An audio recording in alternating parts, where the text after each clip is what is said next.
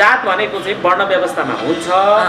वर्ण व्यवस्थाको चाहिँ सबैभन्दा माथिल्लो तहमा चाहिँ ब्राह्मण हुन्छ, त्यसपछि क्षेत्रीय हुन्छ, त्यसपछि चाहिँ वैश्य हुन्छ, त्यसपछि शूद्र हुन्छ।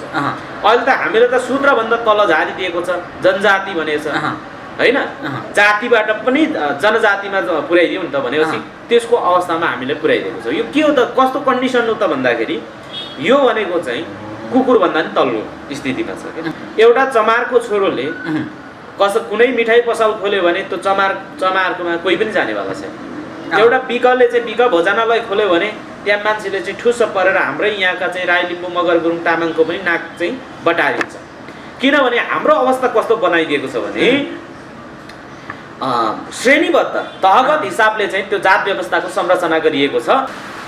जस्तो अक्सफोर्ड एडभान्स लर्नर डिक्सनरीमा चाहिँ त्यो 8औं संस्करणमा के लेखिएको छ भने हिन्दुइजम के अरे चाहिँ हिन्दू कास्टिजम मिन्स के त, कास्टिजमको अर्थलाई चाहिँ उसले के भनेको छ भने 4 main division of Hindu society भनेका छन्। हाई कास्ट, ब्राह्मण एन्ड क्षेत्री भनेको छ के, स्पष्ट लेखिएको छ नि।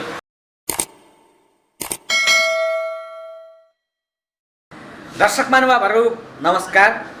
गत सिजन समता फाउन्डेसनले एउटा कार्यक्रम सञ्चालन गरेको थियो, जातको प्रश्न।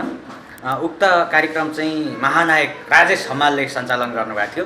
सञ्चालनकै क्रममा विभिन्न वाद विवादहरू पनि सिर्जना भए। त्यही वाद विवादकै क्रम जारी रहँदाखेरि कार्यक्रम पनि समापन भएको थियो। तत्पश्चात पुनः लगत्तै अहिले फेरि अब अक्टोबर 8 देखि जातको प्रश्न भाग 2 समता फाउन्डेसनकै उसमा चाहिँ सुरु भइरहेको छ। नेपालमा के जातको प्रश्न उचित छ त?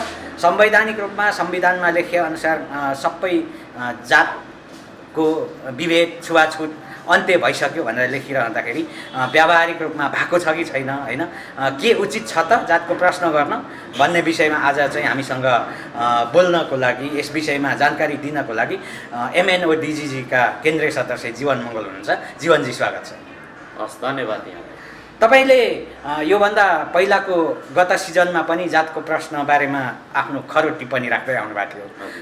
त्यसै बिचमा पनि वाद विवादहरू बढ्दै गए र पनि कार्यक्रम समापन भयो। राजेश हमाल, महानायक राजेश हमालज्यूले समापन गर्नुभयो। तर अहिले लगत्तै आएर फेरि अब भाग 2 आउन लागेछ।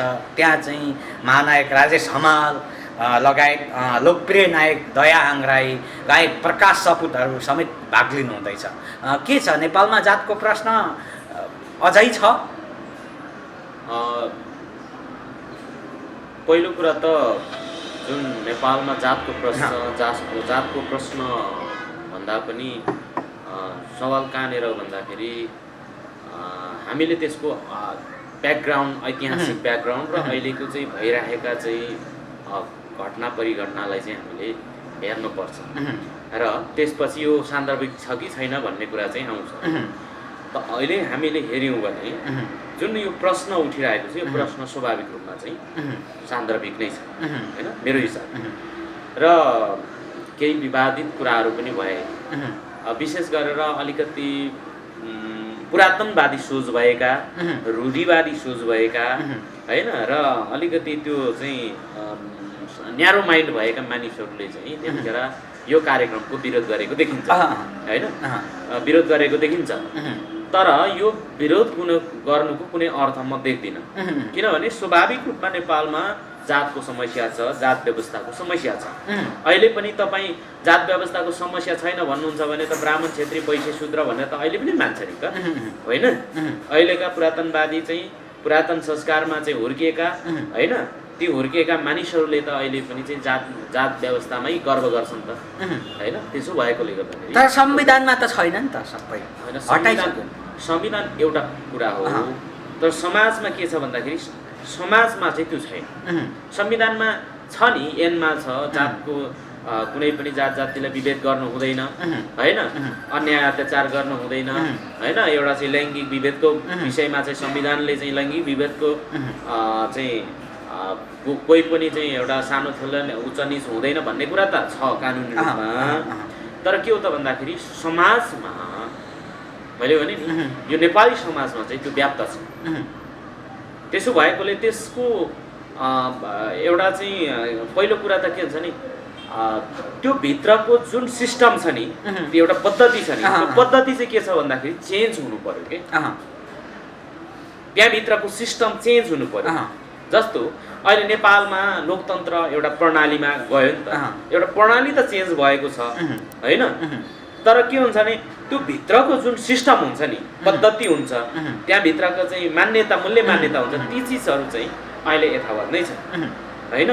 र नेपालमा काहीँ न काहीँ संविधानमा लेखियो तर कार्यान्वयन भएन, कार्यान्वयन भएको छ व्यावहारिक रूपमा त्यसको कार्यान्वयन भयो। यसको मुख्य कारण के देख्नुहुन्छ त? सबैभन्दा पहिलो कुरा त के हो भन्दाखेरि अहिले पनि धेरै जस्तो यहाँ चाहिँ नेपालका लिडिङ गर्ने लिडरसिप गर्नेहरू पनि पुरातनवादी संस्कारमै छन्।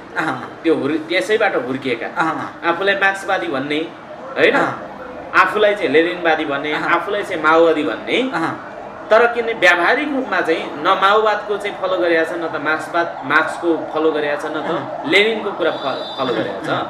त फगत के छ भन्दाखेरि आफूलाई मार्क्सवाद देखाउने हो, तर कर्मकाण्ड त के गर्छन् त भन्दाखेरि हिन्दू धर्म अनुरूप कर्मकाण्ड गर्छन् के, बुझ्नुभयो न? यहाँको चाहिँ यसको मतलब हिन्दू धर्ममै जात व्यवस्था छ भन्न खोज्नु भएको? जात व्यवस्था त कहाँ छ त अरू संसारमा? जात व्यवस्था त्यो धर्मले, कुनै धर्मले संरक्षण गरेको छ भने हिन्दूले मात्र गर्छ। जात व्यवस्था वर्ण व्यवस्था भन्छ। संसारमा 3वटा धर्मले चाहिँ विशेष गरेर चाहिँ कस्तो भन्दाखेरि एउटा यहुदी, एउटा हिन्दू होइन, र एउटा चाहिँ पार्सीहरू। यिनीहरू चाहिँ के हो त भन्दाखेरि यी 3वटामा चाहिँ के हुन्छ भन्दाखेरि पार्सी मत के अरे चाहिँ पार्सी धर्ममा पार्सीहरूले मात्र चाहिँ फारसी अथवा पार्सीहरूले मात्र चाहिँ प्रवेश गर्न पाउने, यहुदीमा यहुदीले मात्र प्रवेश पाउने, त्यसको त्योभन्दा अरूको इन्ट्री छैन। हिन्दूमा चाहिँ ब्राह्मण क्षेत्रीयहरूको मात्रै इन्ट्री हुने होइन। अनि त्यो चाहिँ के भने कट्टर, त्यसलाई चाहिँ वर्ण व्यवस्था भनिन्छ। त्यो वर्ण व्यवस्था चाहिँ के हो भन्दाखेरि अहिले भनौँ न रेसियल डिस्क्रिमिनेसन भन्छ नि, त्यसलाई चाहिँ एउटा कास्ट बेस्ड डिस्क्रिमिनेसन पनि भन्छ। तर त्यसलाई चाहिँ एउटा भनौँ न एउटा वैज्ञानिक हिसाबले र अहिले चाहिँ चल्तीमा आएको चाहिँ शब्द के भने रेसियल डिस्क्रिमिनेसन अथवा वर्ण विभेद गरेको छ। नेपालमा वर्ण विभेद छ, त्यो धर्मको आधारमा छ, सामाजिक रूपमा छ, धार्मिक रूपमा चाहिँ छ। त्यो चाहिँ के भने अहिले नेपालमा व्याप्त नै छ, यो कुरा त छुपेको छैन। अब फेरि यो जात व्यवस्थाको चाहिँ विनाश हुनुपर्छ भन्ने कतिपय आवाज उठिरहँदाखेरि मान्छेले के लाग्दो रहेछ भन्दाखेरि यो राई भनेको खारेज गर्यो, लिम्बू खारेज गर्यो, नेवार खारेज गर्यो भन्ने कुरा मान्छेले बुझ्छन्। तर होइन, जात व्यवस्था भनेकै के हो भन्दाखेरि जात भन्छ नि, जात भनेको चाहिँ वर्ण व्यवस्थामा हुन्छ। वर्ण व्यवस्थाको चाहिँ सबैभन्दा माथिल्लो तहमा चाहिँ ब्राह्मण हुन्छ, त्यसपछि क्षेत्रीय हुन्छ, त्यसपछि चाहिँ वैश्य हुन्छ, त्यसपछि शूद्र हुन्छ। अहिले त हामीले त शूद्रभन्दा तल झारी दिएको छ, जनजाति भनेको छ होइन। जातिबाट पनि जनजातिमा पुर्याइदियो नि त भनेपछि त्यसको अवस्थामा हामीले पुर्याइदिएको छ। यो के हो त, कस्तो कन्डिसन हो त भन्दाखेरि यो भनेको चाहिँ कुकुरभन्दा पनि तल्लो स्थितिमा छ क्या। भनेपछि संविधानमै त्यो त छ नि, तपाईँ मान्नुहोस् नमान्नुहोस् होइन, एउटा समुदायलाई चाहिँ जात भनेर चाहिँ उल्लेखित गरियो होइन। जातको ठाउँमा किन समुदाय नभन्ने, सम्प्रदाय किन नभन्ने होइन। तर के भन्छ त्यहाँ जातै लेख्नु पर्छ। जात भनेको त मैले भने नि हिन्दू भित्र चाहिँ 4 वर्णको हुन्छ, त्यो भित्रको चाहिँ टपमा चाहिँ ब्राह्मण, त्यसपछि क्षेत्री, त्यसपछि वैश्य, त्यसपछि शूद्र। शूद्रले यी 3 तहको सेवा गर्नेलाई चाहिँ शूद्र भनिन्छ भनेर त शास्त्रमा व्याख्या गरिएको छ। र जात व्यवस्था भनेको त्यही हो। अहिले के भन्दाखेरि दलित भनिसकेपछि शूद्रमा गणना गर्यो नि त, ब्राह्मणको नजरमा त होला बाहिर नभन्ला, तर भित्री नजरले के भन्छ भने ऊ शूद्र भन्छ। उसको धर्मशास्त्रले, उसको धर्मको आधिकारिक रूपमा चाहिँ उसको धर्मशास्त्रले के भन्छ भने यो भनेको चाहिँ शूद्र भन्छ के। अनि शूद्रले छोएको पानी नचल्ने होइन, अनि शूद्रले कुनै पनि काम गर्छ भने त्यो पनि अपवित्र हुने। शूद्रले धन कमायो भने पनि त्यो चाहिँ ब्राह्मणलाई दुःख दिने भएकोले गर्दाखेरि शूद्रले धन कमाउन दिनु हुँदैन भने शास्त्रमा लेखिएको छ। त्यो त मनुस्मृतिमा लेखिएको छ होइन। त्यसले के छ, अब अर्को कुरा के हो भन्दाखेरि एउटा चमारको छोरोले कुनै मिठाई पसल खोल्यो भने त्यो चमारकोमा कोही पनि जानेवाला छैन। एउटा बिकले चाहिँ बिक भोजनालय खोल्यो भने त्यहाँ मान्छेले चाहिँ ठुस्स परेर हाम्रै यहाँका चाहिँ राई लिम्बू मगर गुरुङ तामाङको पनि नाक चाहिँ बटारिन्छ। किनभने हाम्रो अवस्था कस्तो बनाइदिएको छ भने श्रेणीबद्ध तहगत हिसाबले चाहिँ त्यो जात व्यवस्थाको संरचना गरिएको छ र त्यो हिजो कानुनी रूपमै लिपिबद्ध थियो। बुझ्नुभयो न? जङ्गबहादुरको मुलुकियनले कानुनी रूपमा लिपिबद्ध गरेका थियो। त्योभन्दा अगाडिका चाहिँ मानव न्यायशास्त्रमा पनि लिपिबद्ध गरिएको थियो होइन। अनि चाहिँ अर्को चाहिँ राम शाहको पालाको चाहिँ त्यहाँको त्यतिखेरको कानुनले पनि त्यतिखेरको व्यवस्थाले पनि के गरेको लिपिबद्ध गरेको थियो। र पछिल्लो समयमा संविधानमा के आयो त भन्दाखेरि संविधान 2072 असोज 3 गते जारी भयो होइन, अथवा चाहिँ सेप्टेम्बर चाहिँ 2016 मा भयो होइन। त्यो संविधान जब जारी भयो, संविधान जारी भइरहँदाखेरि त्यो संविधानमा पनि के छ भने खस आर्य भन्ने छ होइन। खस आर्य भन्ने छ। आर्य भनेको के हो? आर्य भनेको त आफूलाई उच्च जातिको सर्वश्रेष्ठ, किन आर्य भनेको चाहिँ त्यस्तो व्यक्तिलाई भन्ने हो कि। तर अहिले के उनीहरूले चाहिँ आफूलाई आर्य भन्छ। आर्य त हाम्रो नस्ल हो भन्छ होइन, हामी आर्य वर्णका मान्छे हो भन्छ। तर आर्य वर्ण खासमा होइन।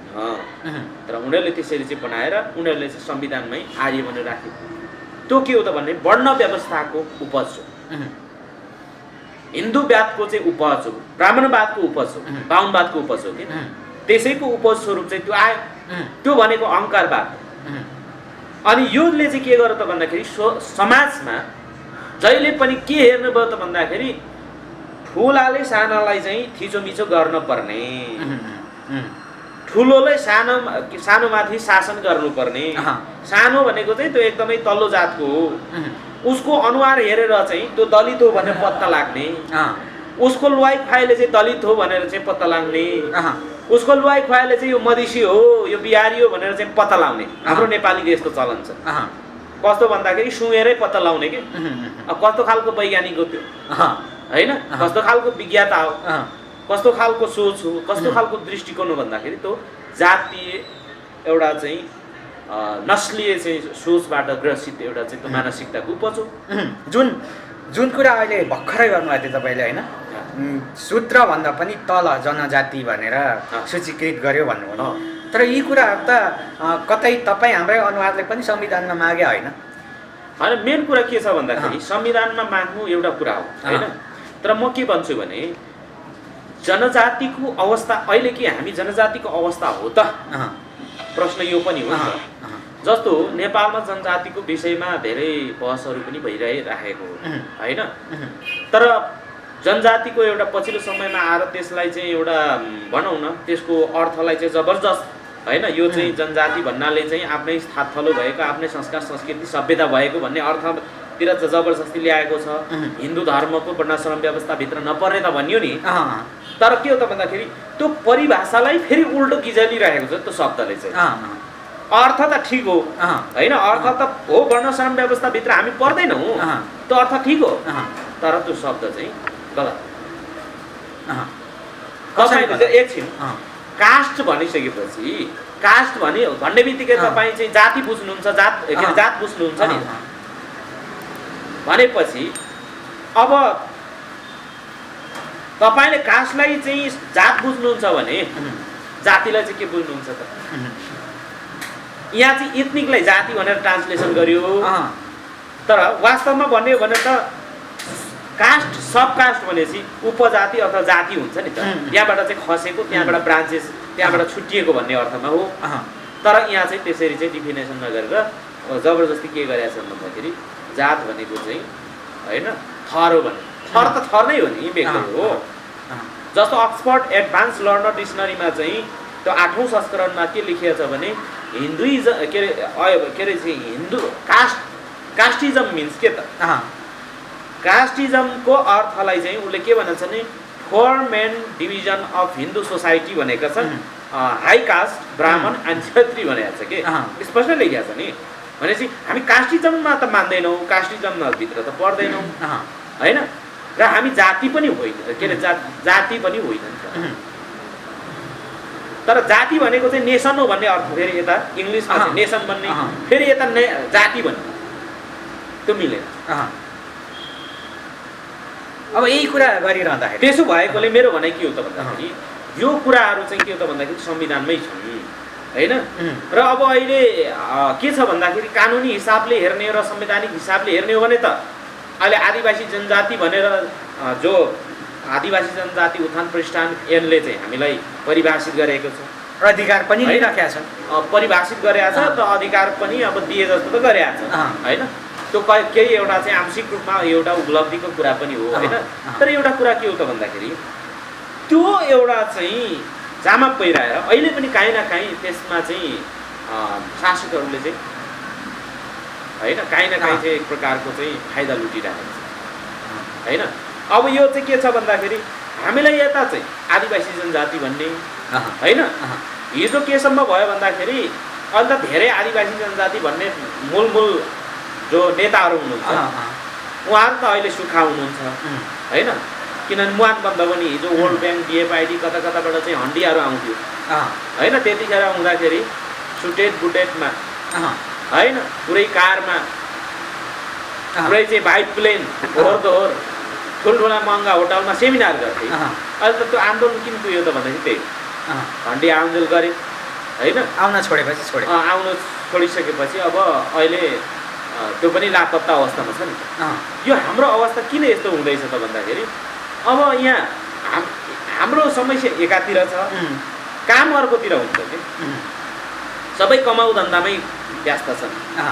स्वाभिमानको आन्दोलन उठेको छैन, स्वाभिमानको आन्दोलन भइरहेको छैन।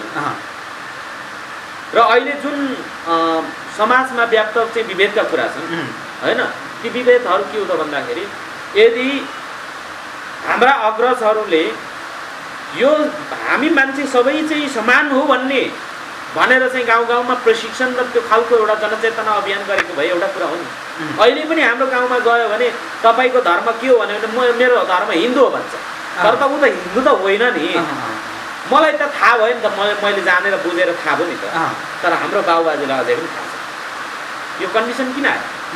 अनि हिन्दू भन्ने बित्तिकै त चाडपर्वको कुरा हुन्छ, चाडपर्व भन्ने बित्तिकै त त्यहाँ छुवाछुत त हुन्छ नै, किनभने तहगत श्रेणी विभाजन गरेका छ। जङ्गबहादुरको मुलुकियनले पनि हामीलाई चाहिँ मासिने नमासिने, पानी चल्ने नचल्ने चाहिँ मतवालीमा गणना गरेका छ, गिन्ती गरेका छ। र अहिलेको संविधानहरूले पनि काहीँ न काहीँ जात व्यवस्थालाई चाहिँ के गरेको छ भने घुसपेट गराएको छ। त्यहाँ चाहिँ वर्णश्रेणी व्यवस्थालाई चाहिँ घुसपेट गराएको छ, हिन्दुइजमलाई चाहिँ घुसपेट गराएको छ।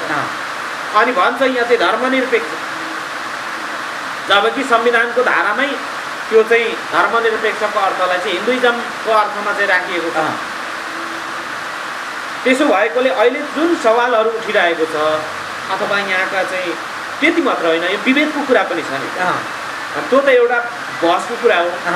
अर्को कुरा के हो भने अहिले जुन सोसाइटीमा उठिरहेको विभेदको कुरा हो, मान्छेहरू चाहिँ मारिरहेको छ, दलित भएको कारणले मान्छे मारिरहेको छ, दलित भएकोले गर्दाखेरि ऊ हेपिएको छ, दलित भएकोले चाहिँ ऊ मन्दिरमा चाहिँ पस्यो भनेर अपमानित हुनु परेको छ, दलित भयो भनेर चाहिँ मेरो घरमा पस्यो भनेर चाहिँ उसलाई चाहिँ दण्ड जरिवाना गराइएको छ होइन। काभ्रेमा भयो, पश्चिमतिर मगर गाउँमा भएका छन्, गुरुङ गाउँमा गर्छ, कतिपय राई गाउँमा नि भएको छ।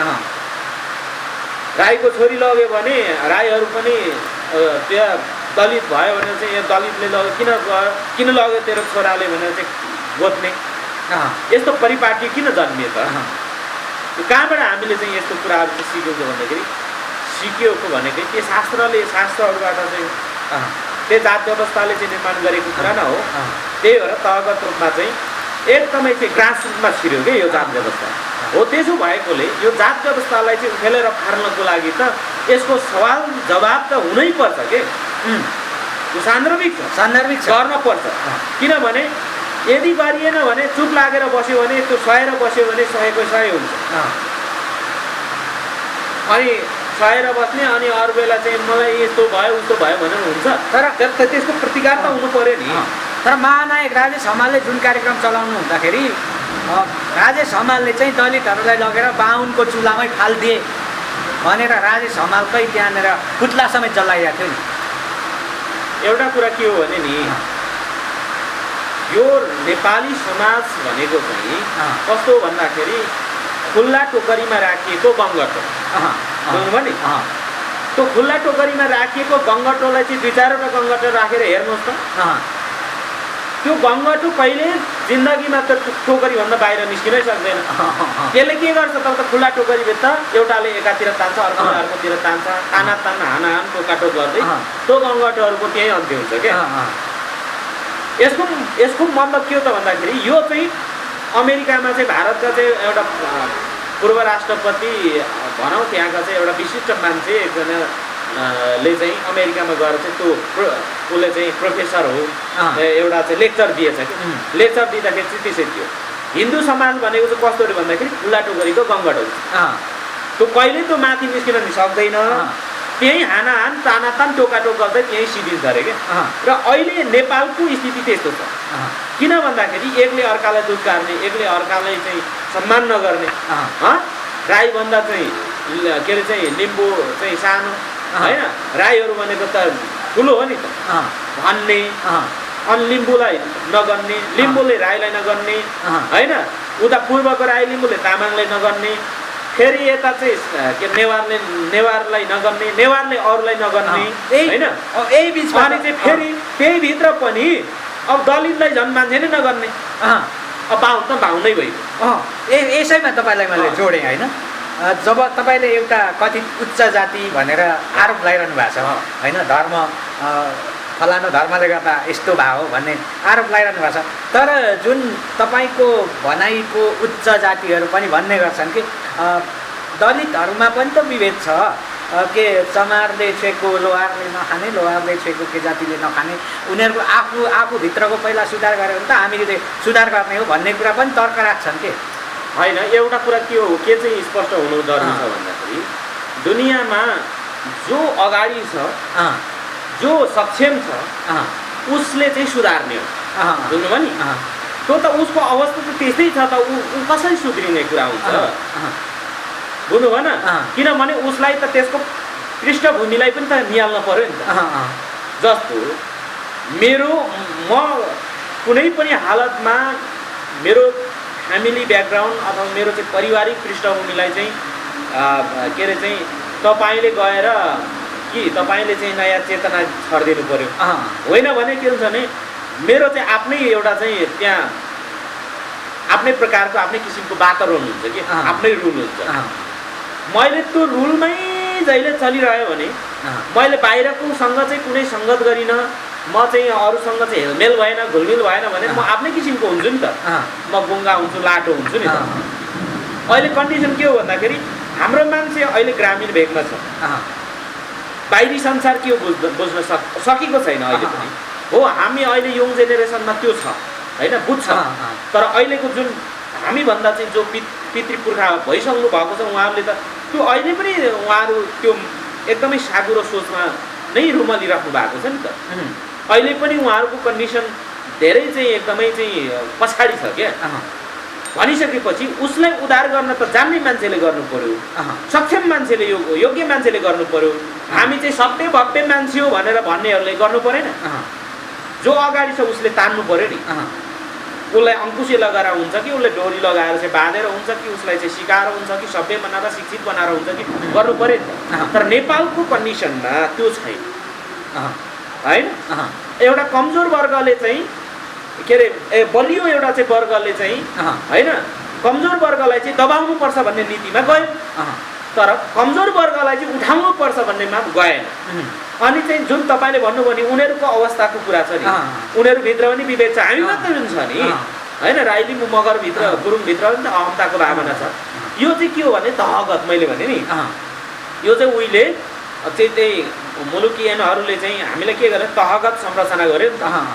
कस्तो संरचना भन्दाखेरि अब राई लिम्बू मगर गुरुङहरू चाहिँ अरूभन्दा चाहिँ ठुलो होइन, राई लिम्बू मगर गुरुङहरू अरूभन्दा ठुलो, कामी दमाई सार्कीहरू चाहिँ के अरे चाहिँ यो राई लिम्बू मगरहरूभन्दा अलिक सानो, यिनीहरूले छोएको पानी पनि नचल्ने होइन। राई लिम्बूहरूले चाहिँ कम्तीमा पानीसँग के अरे चाहिँ पानी चल्नेसम्म चाहिँ बनाइदिउँ, त्यो कानुन बनायो नि त। लेसन एउटा चाहिँ एक प्रकारको छाप त्यहाँदेखि सुरुवात भयो। त्यसले के गर्यो त भन्दाखेरि अब तहगत संरचना गर्यो नि त। जस्तो अहिले राज्यको पुनर्संरचनाको कुरा आउँछ, संहिताको कुरा आउँछ, तहगत संरचना छ नि त। तर एउटा तहगत हिसाबले त्यहाँ काम हुन्छ। यसरी नै चाहिँ हामीलाई अब त्यो एउटा चाहिँ विकासको लागि, समृद्धिको लागि एउटा चाहिँ तहगत संरचना गरियो, एउटा कुरा हो। तर यहाँ चाहिँ जातलाई नै के अरे यहाँ चाहिँ एउटा समाजलाई नै के गर्यो, सोसाइटीलाई, नेपाली सोसाइटीलाई चाहिँ के तहगत संरचना गरेर त्यसलाई अविकसित हुनतिर चाहिँ धकेलियो, त्यसलाई विकास हुन नदिनु होइन। र त्यसलाई चाहिँ अब एक अर्कामा चाहिँ सानो र ठुलो एउटा जुन खाडल तयार गर्यो नि त, सामाजिक रूपमा, धार्मिक रूपमा, आर्थिक रूपमा, शैक्षिक रूपमा, राजनीतिक रूपमा त्यहाँ चाहिँ के भयो, खाडलहरू पर्दै गयो, भाङ पर्दै गयो। अब जो बलियो वर्ग हो होइन, बलियो वर्गले चाहिँ शिक्षा लिन पनि पाउने भयो। जो विशिष्ट वर्ग हो, आफूलाई चाहिँ अभिजात वर्ग चाहिँ सबैभन्दा ठुलो उच्च श्रेणीको वर्ग भन्ने भयो, उसले शिक्षा लिन पाउने भयो। उसले गरेको हरेक कर्म चाहिँ कुनै पापको कुरा नहुने होइन, उसले पापै गरे पनि उसलाई क्षमादान दिनु पर्ने। तर एउटा चाहिँ त्यही भित्रको एउटा फेरि एउटा वर्ग रह्यो, त्यो चाहिँ के भयो, सबैभन्दा तल्लो जातको होइन, अवर्ण। उनीहरूलाई चाहिँ अवर्ण भन्यो। जो अवर्ण हो उसलाई चाहिँ हर हिसाबले, राजनैतिक रूपले, आर्थिक रूपले, सामाजिक रूपले, सांस्कृतिक रूपले, शैक्षिक रूपले, हर चिजले चाहिँ के गर्यो, तल पार्यो। अनि त्यसले चाहिँ के गर्यो त भने समाजमा ठुलो विभेदको फाडेल तयार भयो। अनि आजसम्म चलिरहेको छ पनि त्यस्तै, किनभने एकले अर्कालाई हिंसा गर्ने, हियाउने। अहिले तपाईँले रङको आधारमा संसारभरि चाहिँ रङको आधारमा कलर डिस्क्रिमिनेसन हुन्छ, तर जातको डिस्क्रिमिनेसन भनेको नेपालमा र इन्डियामा मात्र हुन्छ। जहाँ हिन्दुइजम छ त्यहाँ मात्र हुन्छ। अब दुईवटा नेपालमा चाहिँ विशेष गरेर दुईवटा चाहिँ डिस्क्रिमिनेसन हुन्छ। एउटा चाहिँ वर्णको आधारमा हुन्छ, रेसको आधारमा होइन, अथवा कलरकै आधारमा हुन्छ, स्किनको आधारमा। एउटा चाहिँ के को आधारमा हुन्छ भन्दाखेरि ऊ चाहिँ दलित भएको कारणले गर्दाखेरि, जातको कारणले गर्दाखेरि, तल्लो जात भएको कारणले गर्दाखेरि उसलाई डिस्क्रिमिनेसन हुन्छ।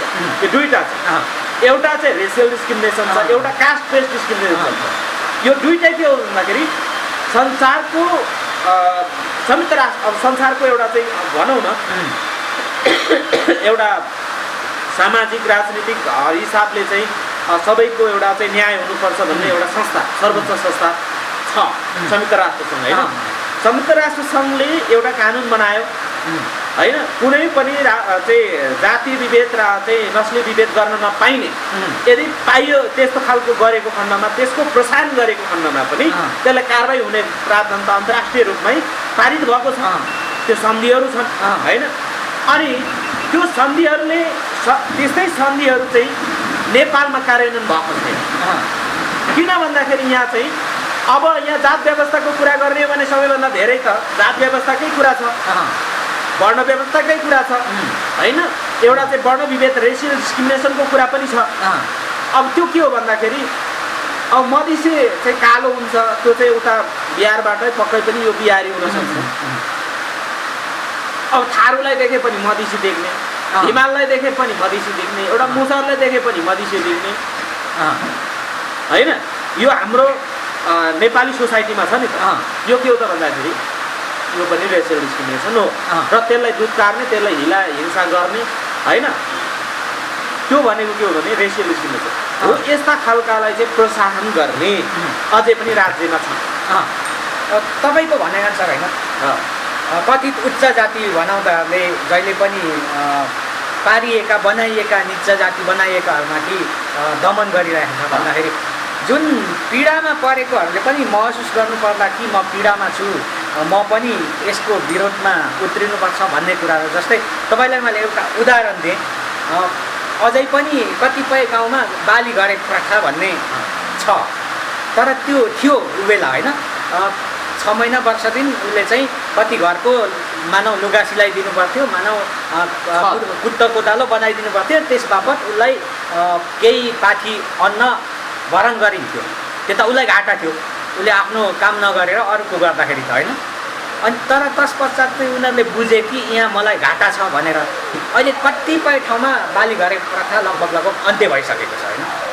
यी कुराहरू जुन पीडितले नै आफै महसुस गरेर म यहाँ पीडामा छु भन्दाखेरि त अलि हट्ने रहेछ नि। यहाँ चाहिँ पीडितहरूले नै अलिकति महसुस नगरेको हो कि के लाग्छ जीवन? होइन, त्यो पनि हो, महसुस गरेका छन्, अन्यायमा छौँ भन्ने पनि छ। तर के हो भने परिस्थिति त्यस्तो, परिस्थिति किन त्यस्तो भयो भन्नुहुन्छ भने अहिले पनि तपाईँले चाहिँ गाउँमा अब के अरे चाहिँ हाम्रो गाउँ एरियामा समाजमा त्यति धेरै प्रशस्तै कामी दमाई सार्की भन्ने पाउँदैन कि, पाउँदैन होइन, एउटा दुईवटा हुन्छ बिचरा। उसले अनि त्यहीँ त्यो बाली गरे त्यो प्रथा कायम गरेर चाहिँ बसिया छ। त्यो भएन भने पनि हाम्रो सोसाइटी त एउटा साँगुरो सोचका हाम्रो अहिले पनि छ नि त। अब उनीहरूले नै त्यो खालको एउटा चाहिँ व्यवहार गरिदिन्छ होइन। अनि उनीहरूलाई एउटा अर्को के डर हुन्छ भन्दाखेरि हो म त यस्तो हो होइन, भोलि यताउताको दायाँ गरेर त मलाई त यहाँबाट लगिन्छन्, मेरो अवस्था चाहिँ खतरा हुन्छ भनेर उनीहरूले एउटा डरले, समाजको डरले, समाजमा तिरस्कृत बहिष्कृत